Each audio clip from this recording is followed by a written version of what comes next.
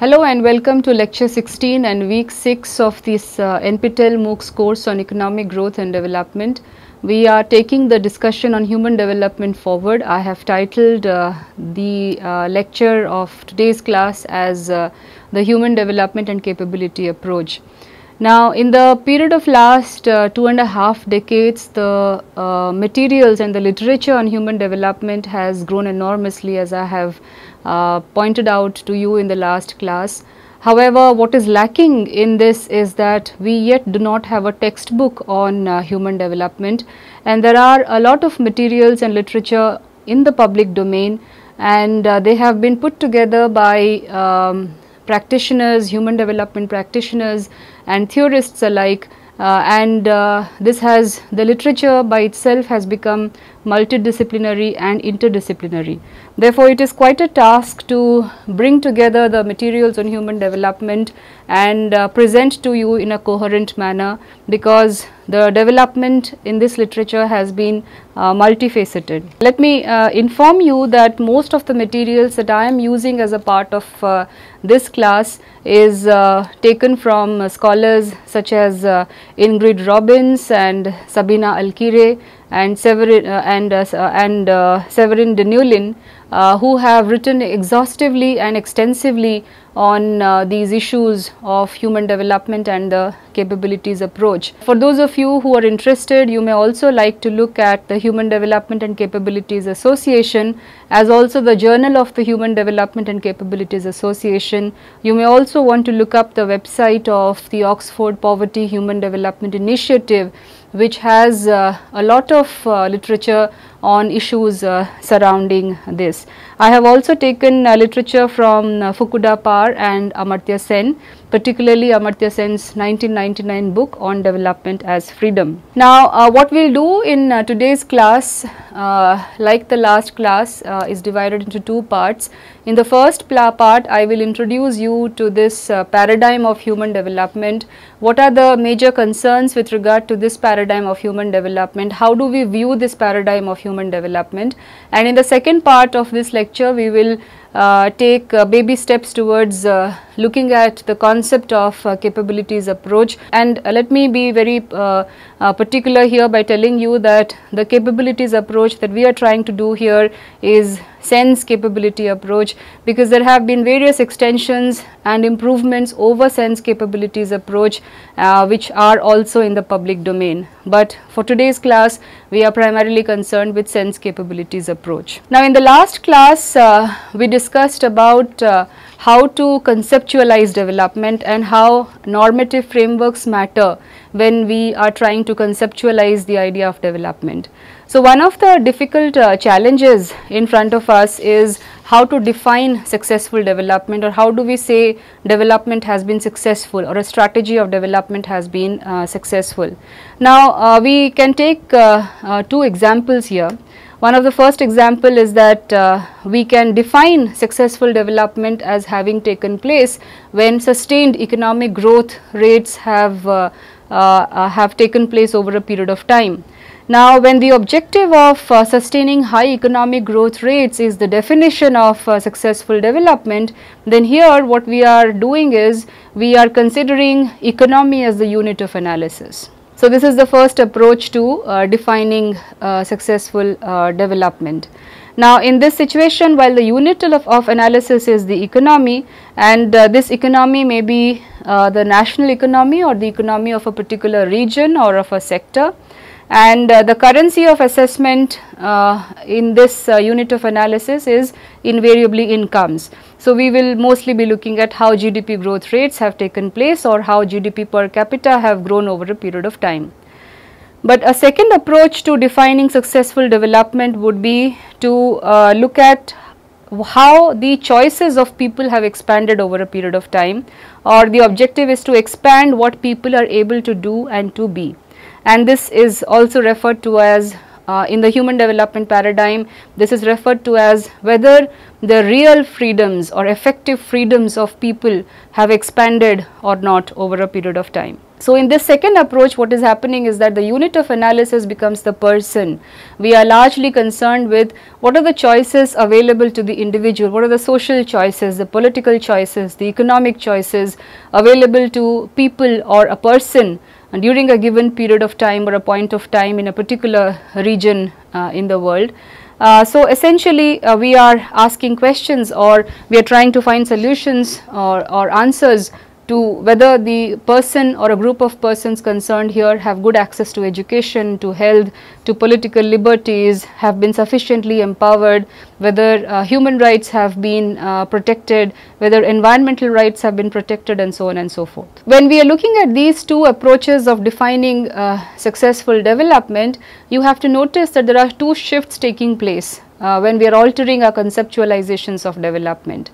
The first shift takes place with regard to the unit of analysis. So, in the first case, the unit of analysis was the economy, and in the second, the unit of analysis shifts to the person. And the second shift is with regard to the currency of assessment of these two approaches. In the first case, in the case of high economic growth rates, the currency of assessment was incomes, and in the second case, we are concerned with people's freedoms. We are concerned with what people can do and be in their lives now and in the future. Now, it is important to understand that both of these approaches, or both of these approaches to conceptualization of what consists successful development, has its trade-offs. In the first case, in the case of economic growth, say, the trade-off is with regard to whether the distribution of incomes among the population have been done properly or not, and the second is to look at the dynamics of this distribution of income, the time period within which this distribution of income takes place. In the second approach, in the people-centric approach, or when we are concerned with expanding people's freedoms, also there is a trade-off, and this trade-off is with respect to the dimensions. The focus should be on which dimensions. When we are looking at expansion of freedoms can come through provision of economic facilities, it can come through provision of social opportunities, it can expand through provision of political liberties, and so on and so forth. Now, when there are so many dimensions of good life, there are so many dimensions of improving quality of life, and what are the trade-offs here? So, should the focus be more on economic facilities, or should the focus be more on social opportunities? And needless to say, of course, there are interconnections between each of these dimensions. So, essentially normative frameworks and their ideas about what matters have enormous practical implications. In the last class, we saw how normative frameworks can feed into positive and predictive frameworks, how normative frameworks can be taken as a starting point for debating and discussing what is the policy of development, or what is the development model that needs to be taken up. So, normative frameworks and ideas about what matters can have enormous practical implications, and the practical implications here are of course the policy choices that we are making. And this second approach is what is referred to as the people focused approach, and this people focused approach is also otherwise known as the human development approach or the capability approach. The human development approach draws heavily from the literature on capability approach, and therefore they are often synonymously used, although there are differences between different formulations of capabilities approach today. The way the terminology has progressed over a period of time, there is a lot of differences. Let me before moving on to the rest of this lecture also tell you that the significance of capabilities approach lies in the fact that over a period of time it has become interdisciplinary and multidisciplinary. Now, that is to say that the capability approach is not just used by scholars of one discipline, researchers of scholars and students and researchers of one discipline, it is used across disciplines. And therefore, the reading of the literature on human development is also very different, because the disciplinary lens which is used by the students and scholars of development studies or development economics or development sociology, whatever you may want to call, is very different. The reading of the literature on capability approach is highly influenced by the disciplinary lens that is used by the students and scholars of development studies. So, it is really a challenge to engage in cross-disciplinary debates and concerns regarding human development. So, for example, an European political philosopher might want to dissect the usage of the term freedom by Amartya Sen. Amartya Sen extensively uses the term freedom in his formulation of capabilities approach, but a European scholar might want to lay a large amount of weight on this, how this conceptualization of freedom came to be, whereas somebody who is a applied development economist or an applied development analyst might want to see how this conceptualization of freedom helps him or her evaluate the kind of economic policies that have been practiced in a given country in a given point of time. Similarly, a mainstream economist may be concerned about the similarities and differences of the capabilities approach with the axiomatic welfare economics, how it differs from axiomatic welfare economics, whereas heterodox economists will be more worried about whether or not capability approach will suffer from the criticisms that are meted out to mainstream economists, which largely deal with formalisms and oversimplified assumptions with regard to how a society or an economy functions. So, whenever we are discussing or scrutinizing or evaluating the capability approach, it is important that we keep this in mind, that this approach itself has various interconnections and it has significance in various contexts. The second important qualification to before we enter into this whole discourse of human development and capability approach is that the capability approach, the theory or the approach as it is not just used by academics, it is also used by people working at the grassroots level. So, it is used by NGO professionals, it is used by civil society activists, it is used by public officials who are making things work at the grassroots level, and often they are looking for solutions from the capabilities approach as to how people centric it is and how they can actually implement what the theory tells with respect to reflecting expansion of freedoms or expansion of people's choices at the grassroots level.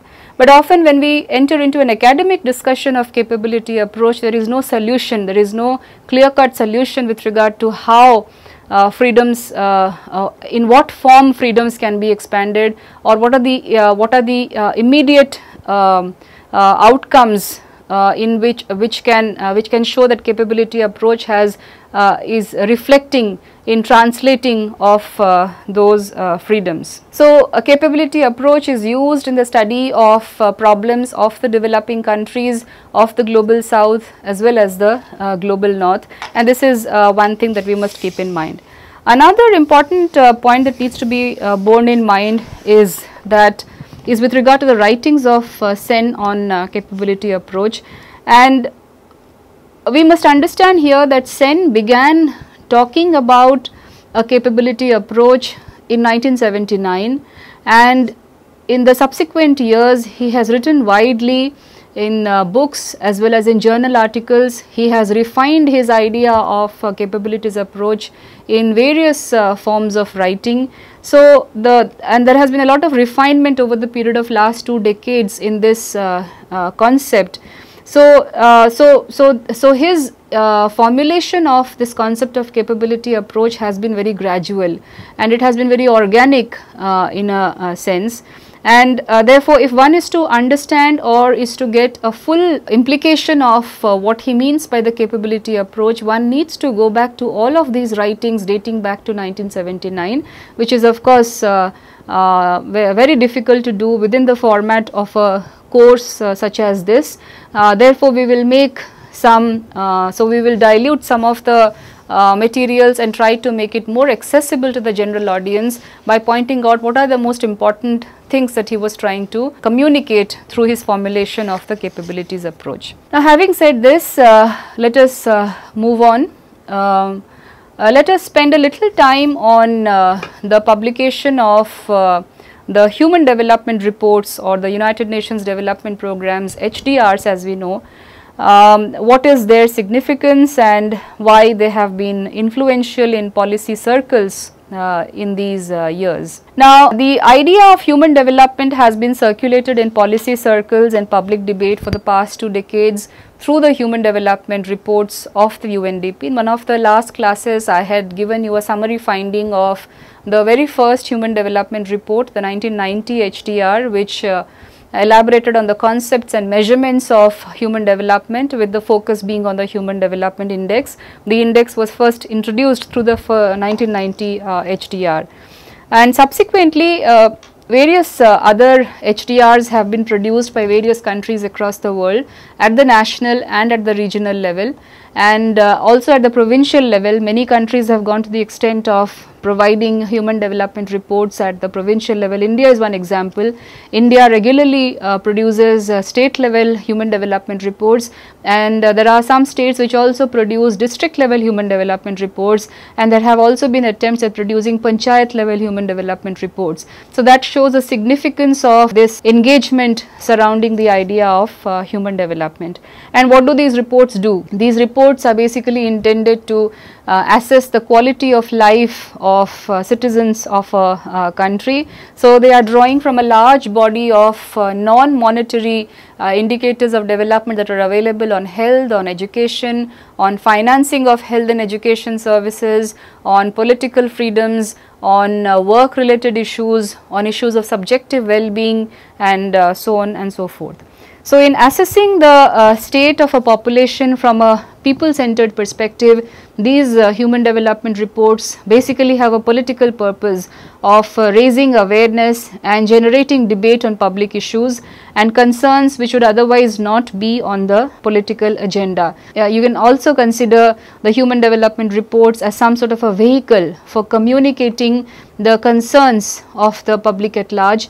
And note here that most of these human development reports published at the regional level or sub-regional levels are carried out by independent agencies, and they are provided to the government for deliberating on the issues or the highlights of these reports that have been worked out by people. These are the global human development reports brought out by the United Nations Development Program since 1990. The latest report was in 2016, and as you can see, each year the human development reports are brought out focusing on one or more sets of issues. It is very important that in the context of what we have been discussing as a part of this course, and it is relevant to our course, you look at some of the human development reports. All of these human development reports are available on public domain. The 1990 HDR, Concept and Measurement of Human Development, is a rich repository of statistical data on how measurements of human development takes place.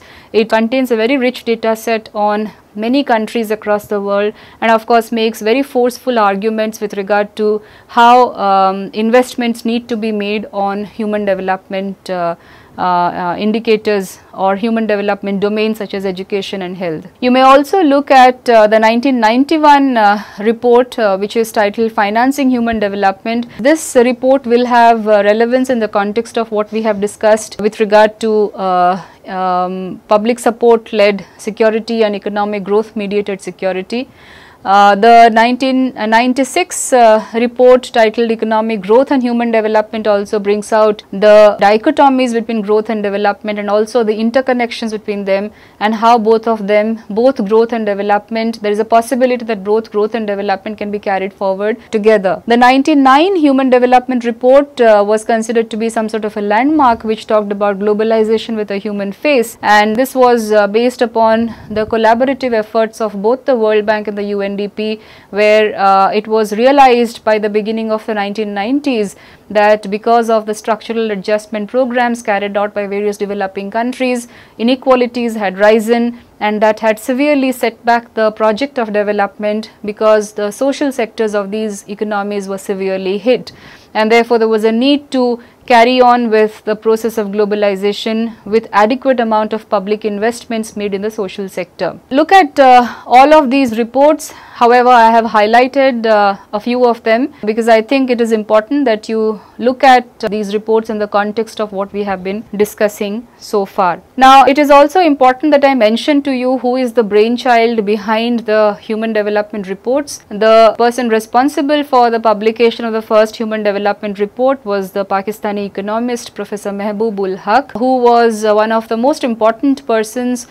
behind economists behind the formulation of the Human Development Index, and there is a long history of collaborative work between Professor Mehboob-ul Haq and Professor Amartya Sen, who together came up with the concept of expanding capabilities and talking about human development, which was shown as some kind of a competitive indicator vis-a-vis the GDP per capita that was overwhelmingly being used till the 1980s or till the 1990s as reflecting development. Although Sen had a lot of reservations with regard to the usage of human development index or reducing all human capabilities in the form of an index which takes into account only few dimensions, because he was pointing out to expansion of people's choices and freedoms in various dimensions other than that what was considered in the Human Development Index. So there were reservations that Sen had raised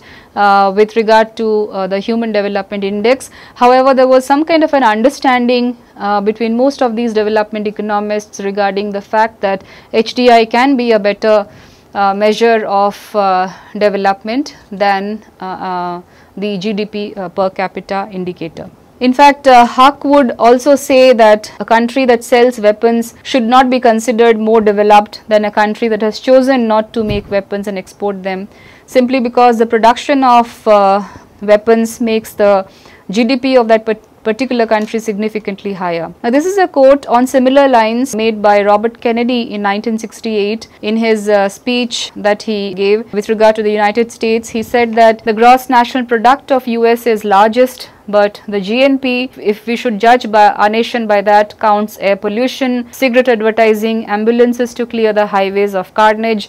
It counts special locks for our doors and jails that break them. It counts the destruction of our redwoods, the forests and the environment, and the loss of our natural wonder and chaotic sprawl. He is talking about the associated costs of nuclear warheads and armored cars that fight riots in our streets. So he is basically saying that the gross national product does not allow for the health of our children, quality of their education, joy of their play, and so on. It measures everything, in short, except that which makes life worthwhile. So it's a very powerful speech that he is trying to make with regard to how the focus should be on people-centric approaches to development and not just on GNP. Now let us look at after this introductory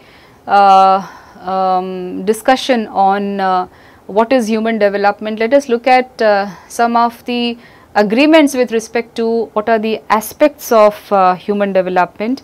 And here it is important that we point out that the focus on human development is not something new. This has happened in the past as well, and it dates back to many centuries, even to Aristotle, where he was saying that wealth is evidently not the good we are seeking. for it is merely useful and for the sake of something else. Amartya Sen in his book Development as Freedom makes a lot of references to many such quotings by Aristotle, and he says that the focus on human development is not something new. However, what is new in this is the formulation of a capability approach and the formulation of the core concepts of capability approach, which can be applied to assessing development of countries. So, these are some of the aspects of human development paradigm on which there is a broad agreement that is showing on your slide now. The first is that the development or human development must, all forms of development or the conceptualization of successful development that we have just discussed, must put people at the center of its concerns. The purpose of development is to enlarge all human choices and not just incomes. The human development paradigm is concerned both with building human capabilities through investment in people and with using those human capabilities more fully through an enabling framework for growth and development. Another agreement with respect to the human development paradigm is that it has 4 essential pillars: equality, sustainability, productivity and empowerment. It recognizes economic growth as essential but emphasizes the need to pay attention to its quality and distribution, analyzes at length its link with human lives and questions its long-term sustainability. Now, as an example of the fact that it is only incomes do not matter, let us consider this situation. Suppose a 12-year-old boy wants to pursue secondary education, and however there are health concerns within the household and there is lowness of incomes, and therefore the child in question here is not able to pursue his education because of the constraints in income, and therefore he has to work to be able to meet the needs of the family. This is situation A. And there is another situation where there may not be lowness of incomes in a household. The household may be sufficiently income rich, but the overall attitude of the household may be such that girl children are not allowed to enroll in educational institutions. So, there is some kind of intra inequality within the household where girls are not sent to school. Now, these are two situations, one of a income poor household and two of a income not poor household, and yet both these children facing capability deprivations. Now, capability approach allows us to engage ourselves and debate with both of these situations and bring them into the paradigm of assessing how development should otherwise take place in both of these situations. So, you could say human development paradigm covers all aspects of development, whether it is economic growth or international trade, whether it is fiscal deficits, whether it is questions with regard to savings, investment, technology, capital formation, expenditures on education, expenditures on health, etc. But so all of these things fall within the scope of the development model as far as the human development paradigm is concerned. But there is only one point of reference which remains common here with regard to the human development paradigm, and that is that there should be widening of people's choices and enrichment of their lives. So, reference point here is not whether taking all of these into consideration the economy has grown, but after taking all of these into consideration whether people's lives have been enriched or not, whether people's choices have widened, whether people's functionings have improved over a period of time. I have just used a term functioning, which I will presently go to clarify what it means based upon sense capability approach. Let me take you through some of the procedural concerns in applying the human development paradigm. So, let us discuss this by asking the question, what is the objective and what is the process of human development? But the objective we know by now is expansion of people's freedom.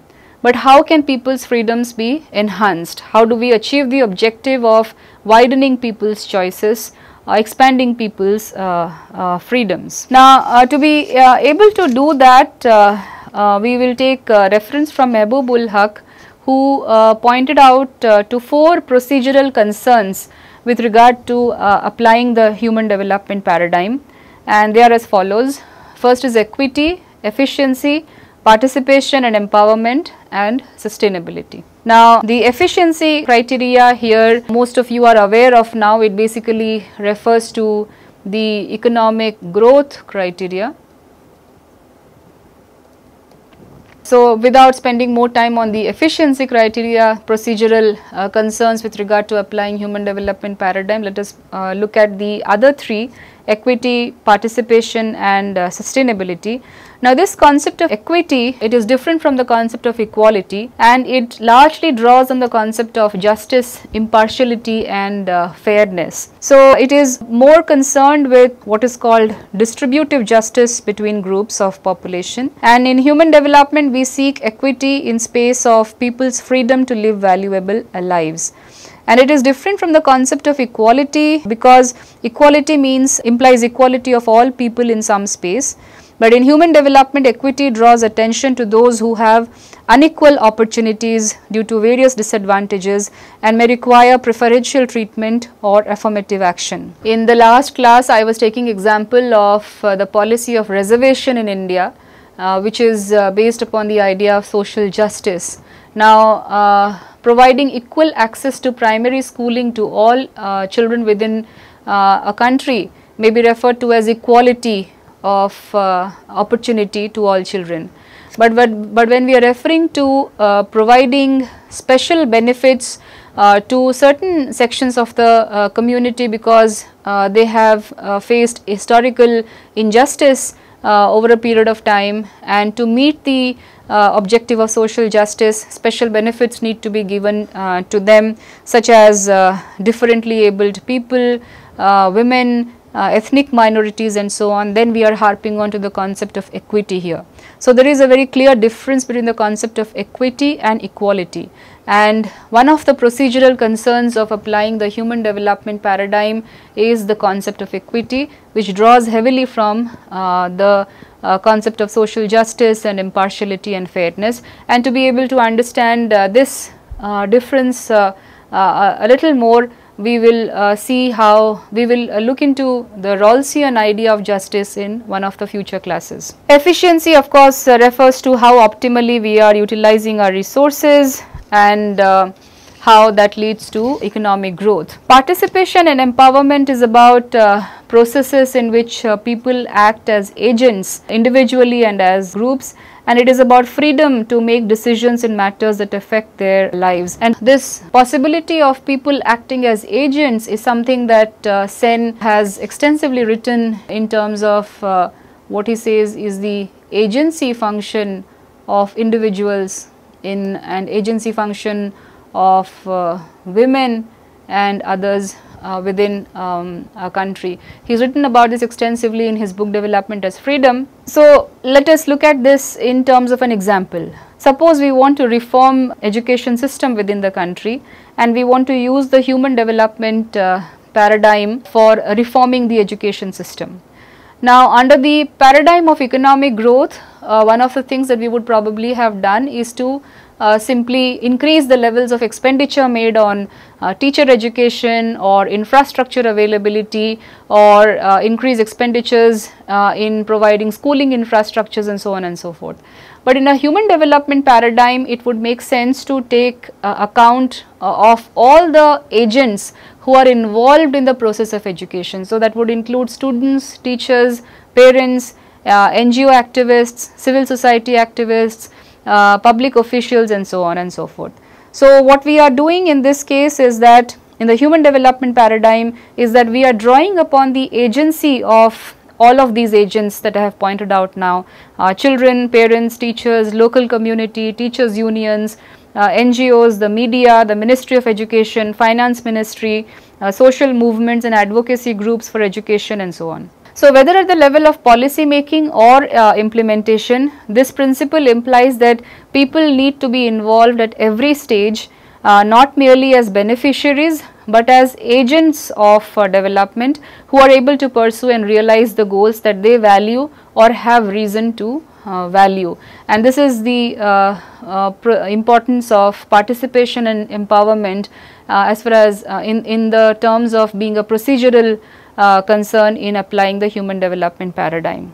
The final point that Mehboob ul Haq was making was with regard to sustainability here, which is often used to introduce the durability of development in the face of environmental limitations, but it is not just confined to environmental limitations. Sustainability is also a concept which is used in the context of social limitations, political and cultural limitations, how socially sustainable a development policy will be, how culturally sustainable a development policy will be, is also of importance here. So, these 4 principles are not exhaustive, and there are various other approaches. For example, the rights based approach and aspects of justice and responsibility that can also be added on to these 4 concerns, and they can all together provide the process of human development, the procedural concerns in applying human development paradigm. So, this is the first part of our lecture in which I try to introduce you to the human development paradigm. What are the main concerns, how we have been defining human development paradigm or human development, how there are different approaches to conceptualizations of development, and one of the most important facet with regard to the human development paradigm, of course, is that we are putting people at the center of all economic policies or all development policies. Now, there are of course interconnections with human development and the capability approach, because the human development approach has grown from the capability approach, and let us now look at what are the central concerns or what are the central concepts within the capability approach, and in the future classes we will build on these concepts. As I have already said that the human development approach has been profoundly inspired by Amartya Sen's pioneering works in welfare economics, social choice, poverty and famine and development economics. But if we have to look at the origin of Sen's capability approach, we must look at the Tanner lectures given by Sen in Stanford University in 1979. And in one of such lectures, he was lecturing on human values titled as Equality of What. And in this lecture, he questioned the adequacy of measuring equality in the space of marginal or total utility or primary goods. And in this lecture, he outlined for the first time his conception of capabilities, which has been developed in great detail since then by various scholars in this field across disciplines. Sen, in his book Inequality Re-examined, had written that a person's capability to achieve functionings that he or she has reason to value provides a general approach to the evaluation of social arrangements. And the key idea of the capability approach here is that social arrangements should aim to expand people's capabilities, their freedom to promote or achieve what they value doing and being. And this is primarily, if one has to look at a definition of Sen's capability approach from where the human development paradigm has taken, one has to consider this as a working definition of what is Sen's capability approach. And that is that what are the social arrangements within which an individual functions, and the person's capability to achieve functionings that he or she has reason to value provides a general approach to evaluation of the social arrangements, and this yields a particular view of a way of viewing assessment of equality and inequality. An essential test of development which often Sen urges scholars in the academic debate on growth and development is to ask this question, that whether people have greater freedoms today than they did in the past. And a test of inequality is whether people's capability sets are equal or unequal. So, these are some of the questions that people need to ask to be able to judge what is the capability set of an individual.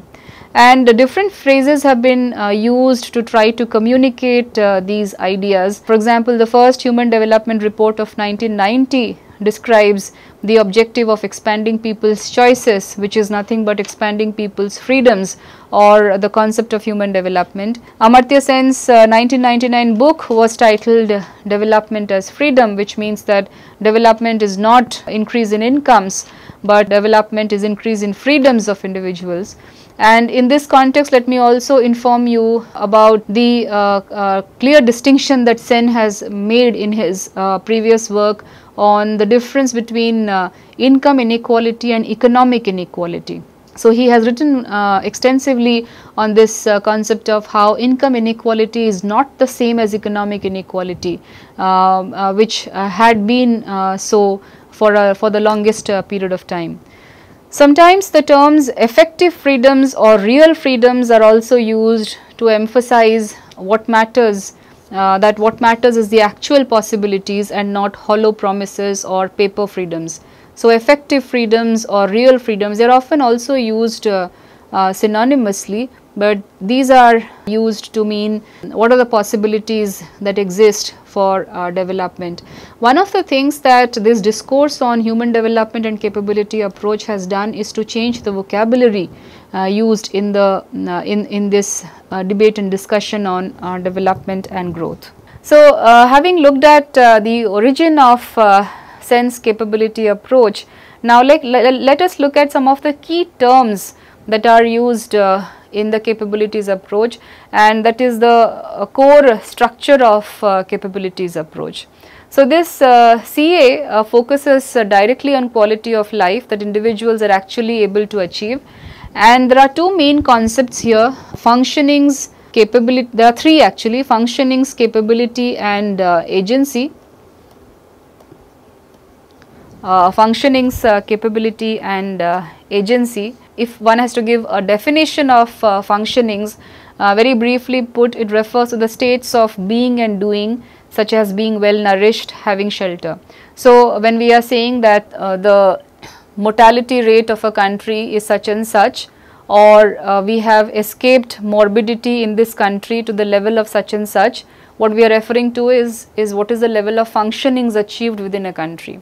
So, the literacy rate, the outcome indicators, the literacy rate, the achievements in reduction of infant mortality rates, achievements with regard to reduction of under 5 mortality rates, availability of drinking water, these are all the achieved functionings, because then this means that the more the achieved the level of functionings within a society, the more an individual is able to be and do things that she values or has reason to value. So, being well nourished is a functioning, because being well nourished will help an individual to improve his or her productivity on work, and which will go a long way in also adding to both growth and development. Sen has a detailed discussion on what is functioning in his book Development as Freedom, but and he defines functionings as the various things a person may value doing or being. So, in other words, it means functionings are valuable activities and states that make up people's well-being. So, being healthy, well nourished, being safe, being educated, having a good job, being able to visit loved ones, these are all examples of functionings, and they are also related to goods and income, but describe what a person is able to do with these. So, for example, when people's basic need for food is met, they enjoy the functioning of being well nourished. The second concept, which is which forms the core structure of capabilities approach, is what is called capability here, and capability refers to freedoms to enjoy the valuable functionings. So, in other words, capability is also referred to as freedoms. So, if you have achieved the functioning of being well nourished, then you have the capability of being able to do what you value or have reason to value. So, capabilities are the freedom to enjoy valuable functionings. Just like a person with a pocket full of coins can buy many different combinations of things, a person with many capabilities can elect between many different functionings and pursue a very different life path. So, for this reason, the capability set of a person has been compared to the budget set, and capabilities have been described by Sen as the real and actual possibilities open to a given person. So, we know that in economics we refer to a budget set, which is basically formed of prices of various goods and services, the amount consumed of various goods and prices. Let's say there are two goods, x1 and x2, and p1 x1 plus p2 x2 gives some kind of a budget constraint of an individual. If money is the total income of the consumer here, p1 x1 plus p2 x2 would refer to the total amount of consumption expenditure that she should carry on to be able to meet her basic needs. Now, the capability set is also referred to as consisting of set of valuable freedoms. So, for example, the capability of being well nourished, the capability of being well nourished, well educated, the capability of, let us say, having received higher education, technical education,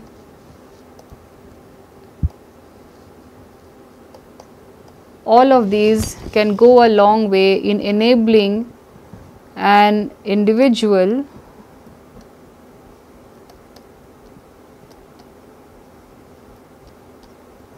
to make a choice regarding a profession, let us say. So, this is where capability set have been equated to what is called budget set. Now, to be able to explain the functionings and capabilities and the difference between functionings and capabilities, Sabina Alkire and Severin Denulin have worked out a case study, and I would like to read from a case study which they have worked out. This case study is from Mexico, in which a person named George Solis, he is 17 years old and he is selling second hand goods in a local in a residential area. So, this case is that of George Solis, who began to work as a second hand goods dealer. This is what Sabina Alkire and Severin Denulin have written about this case, that he is working as a second hand goods dealer and he is 17 years old. And this was because he and his mother were left on their own. His brothers and sisters had married and no one was there to help out with the household expenses. And people know that the second hand goods dealer is in the neighborhood. When they hear him shouting, "Old appliances you want to sell," this is what George Solis would shout in the residential area regarding selling his second hand goods. So, consumers would hear him and they would invite him to their homes to see what he is selling. And one day the person who is writing this case, he says that one day I saw George through the window and I invited him to see what merchandise he had. So, this person who is writing the case is named Pedro, and he asks George that, "Sir, I did not hear you shout, I want to sell several things to you." So, George says that the thing is I can't shout because I have a sore throat. So, then Pedro asks, "Really, have you taken some medicine for your sore throat?" Then George says, "No, I don't have enough money to buy medicine." So, then Pedro says, "But if you don't buy any medicine, you won't get better and you won't be able to shout. So, as a consequence, we won't be able to hear you and we won't offer you our things." So, then George says, "Well, yes, but there is no other way." Remember here George's background, he is 17 years old, he should have been in school, but he is selling second hand goods in this residential locality because he is left alone with his mother to tend to himself as well as herself, and there is of course a monetary constraint in the household. So, George says to Pedro's intervention regarding taking of medicine that, "Well, yes, but there is no other way. I just hope that people see me even if they do not hear me shout, so that I will be able to get something today and sell it." So, essentially George is trying to sell second hand goods in a residential locality, and one fine day he comes with a sore throat, he is not able to shout, and there is a willing customer who wants to sell his goods to George, but he does not hear him shout. So, he calls him for a conversation and he finds out that he has a sore throat, and then he intervenes by saying that you must take some medicine, because if you do not if you are not fit, you will not be able to attract customers, and hence your business will suffer. To which George says that okay, so be it, but that is all I can do. I am just hoping that people see me and they sell their goods. So what does this story illustrate? What does this case illustrate here? It illustrates something very important in terms of the human development paradigm or the capability approach. George did not have the functionings required to be healthy, and this restricted his possibilities of promoting his services and receiving a decent income.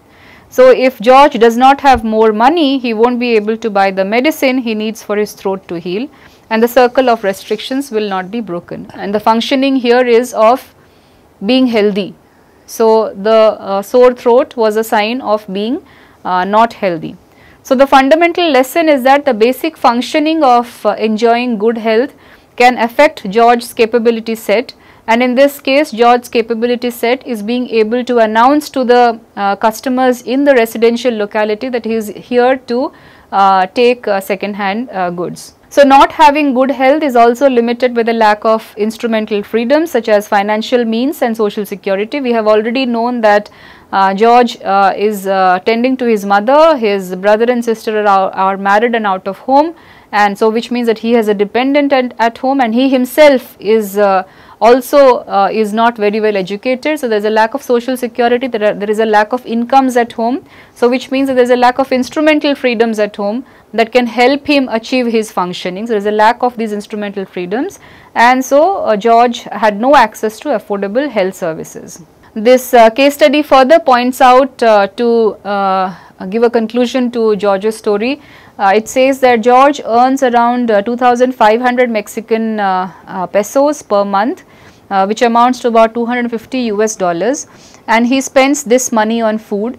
So he cannot obviously buy medicine if he gets sick, because a large chunk of his income goes into food expenditure, and this is one of the empirical facts with regard to the developing countries, that when the countries are poorer, or the poorer households tend to spend a large part of their incomes on food, and therefore they are left with very little to spend on non-food expenditures. This is one of the empirical facts of the evidences of the developing countries. So he is spending most of his money on food, and he cannot buy medicine if he gets sick. And then Pedro says in his case study that the last time he saw George, he told him that his daughter is now working and she has registered him at the Mexican Institute for Social Security, so he can now get free medical care. And then Pedro also asks him if he planned to continue work in second hand goods, and his answer was, I couldn't work in anything else, what else could I do?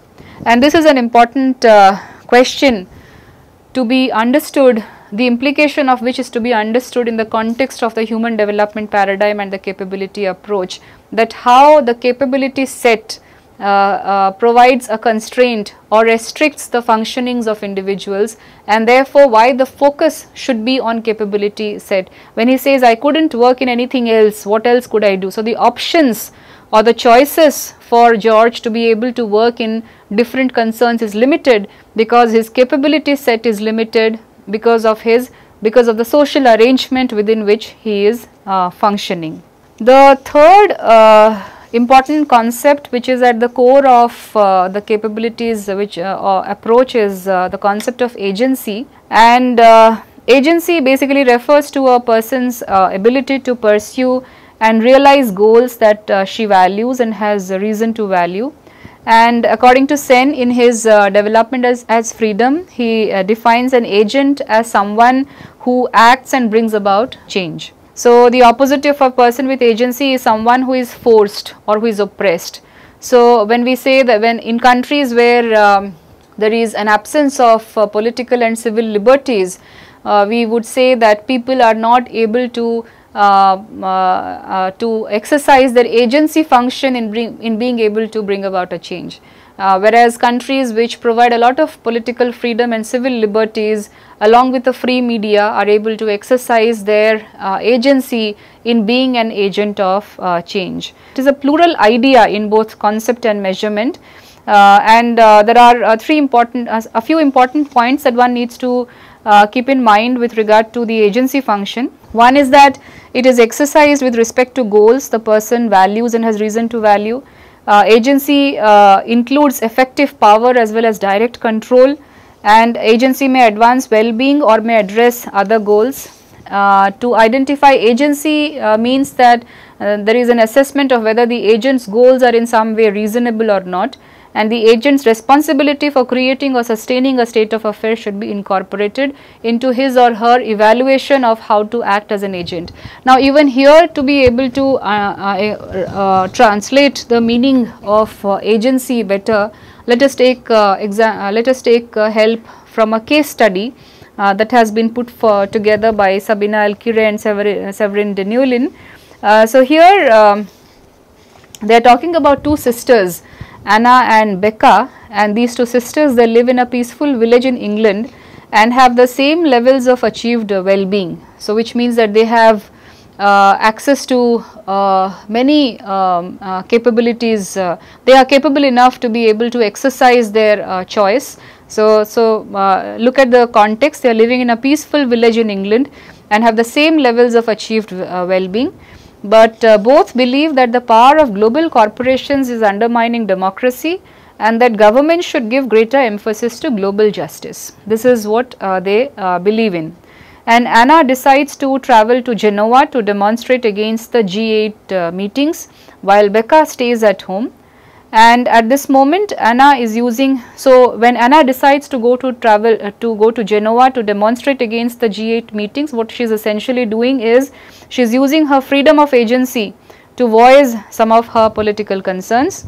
However, the Italian police do not like the protesters and they violate Anna's civil and political rights by beating her up in person, and Anna's achieved well-being has obviously been considerably lowered, and Anna is given the option to sign a piece of paper declaring that she committed violence and is a member of an extreme left organization, and if she does not sign, she will be kept in prison for an unspecified length of time. So Anna has a highly constrained option to trade her freedom of agency for her achieved higher well-being. Becca had the same potential agency, but she chose not to use it, and she is concerned about human rights violations and the hollowing of democracy itself, but does not wish to sacrifice her achieved well-being for these goals. And this example of this case study of the agency function shows that the distinctions Sen makes are important, because when we are doing evaluative exercises, one has to ask whether the relevant dimension of advantage is the standard of living, achieved well-being, or the agency achievement, well-being freedom or agency freedom. Now, there are two associated concepts which is at the core structure of the capabilities approach. One is valuation and the other is evaluation. So, valuation basically asks the question which functionings matter for the good life. Here Sen argues that the correct focus for evaluating how well off people are is their capability to live a life we have reason to value and not their resource wealth or subjective well-being. So, in order to begin to evaluate how people are performing in terms of capability, we first need to determine which functionings matter for the good life and how much, or at least we need to specify a valuation procedure for determining this. And to be able to explain evaluation, he says that evaluating capability is a second order exercise concerned with mapping the set of valuable functionings people have real access to. Since it takes the value of functionings as given, its conclusions will reflect any ambiguity in the valuation stage. Now, so this is at the core, this is the core structure of the capabilities approach. So, you have resources which are the characteristics of the goods available. So, resources would mean the resources available at hand of an individual, say let us say income is one resource here. The capability set is the functionings available to choose from, which means that let us say being healthy is adding to the capability set of an individual, and these are the functionings achieved. Because one is healthy, one may be better able to choose work. Let us say one has increased wages